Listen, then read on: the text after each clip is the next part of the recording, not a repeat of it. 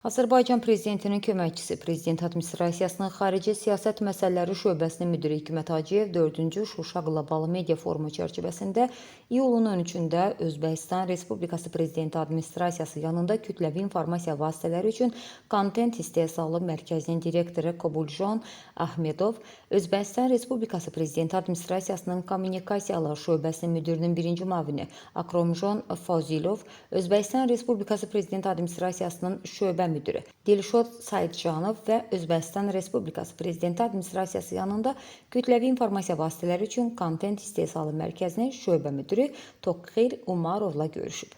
Bir xəbər media xəbər verir ki, görüşdə Azərbaycanla Özbəkistan arasında münasibətlərin strateji tərəfdaşlıq xarakteri daşıdığı vurğulanıb. Bu xüsusda iki ölkənin prezidentləri arasında mövcud olan səmimi və etimada əsaslanan münasibətlərin əlaqələrin inkişafında mühüm rol oynadığı qeyd edilib. Görüşdə birgə media kontentinin hazırlanması və mübadiləsi, Azərbaycanla Özbəkistan mediaları arasında əməkdaşlığın genişləndirilməsi, həmçinin blogerlər arasında birbaşa əlaqələrin qurulması məsələləri müzakirə edilib.